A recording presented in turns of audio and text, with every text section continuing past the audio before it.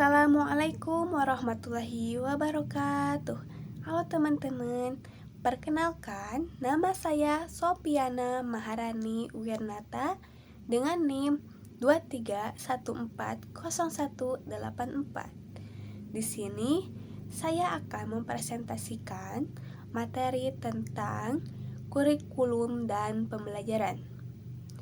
Materi ini bertujuan untuk memenuhi penilaian ujian akhir semester mata kuliah pengantar pendidikan. Dengan dosen pengampu Ibu Dr. Robiatul Munajah SPD MPD. Pembahasan yang akan saya bahas yaitu tujuan kurikulum, sasaran kurikulum, arah pengembangan kurikulum, 4 arah perubahan kurikulum di Indonesia, dan yang terakhir yaitu input, output, dan proses kurikulum. Sebelum ke pembahasan yang pertama, kita harus tahu apa itu kurikulum.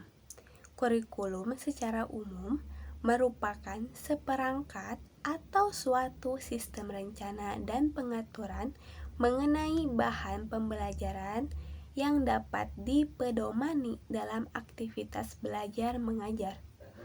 Intinya, kurikulum adalah rencana pembelajaran.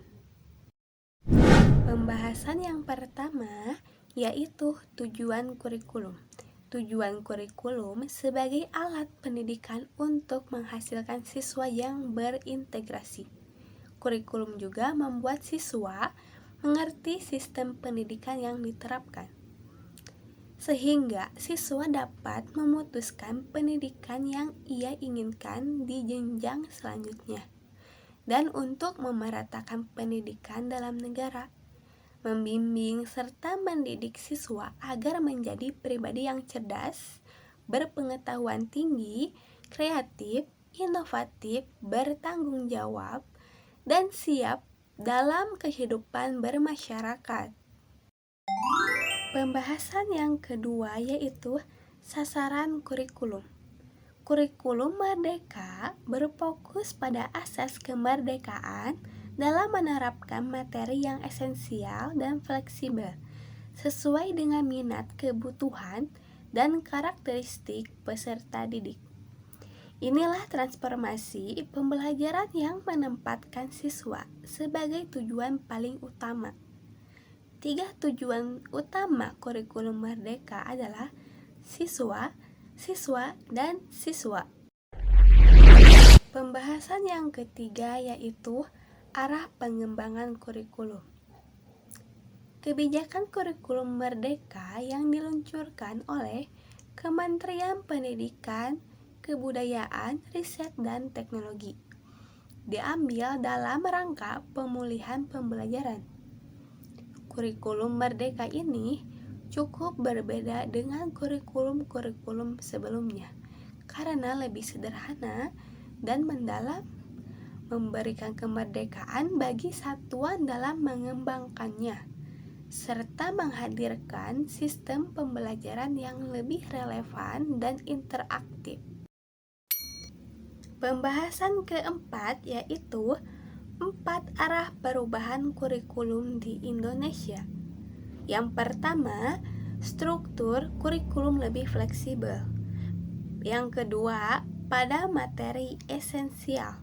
Yang ketiga, penggunaan beragam perangkat ajar. Yang keempat, pemanfaatan teknologi digital. Pembahasan yang terakhir yaitu input, output, dan proses kurikulum. Input mengacu pada segala sesuatu yang diperlukan untuk berjalannya suatu proses pendidikan, termasuk sumber daya manusia seperti kepala sekolah, guru, karyawan, dan peserta didik, dan sumber daya non-manusia seperti perlengkapan, peralatan, bahan, dan dana.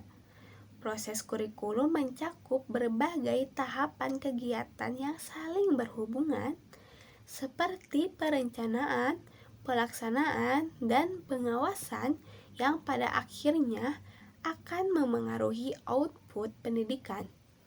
seperti prestasi akademik dan non-akademik siswa. Oleh karena itu, pemahaman yang baik mengenai input, proses, dan output pendidikan sangat penting dalam upaya meningkatkan mutu pendidikan. Sekian dari presentasi saya. Terima kasih. Wassalamualaikum warahmatullahi wabarakatuh.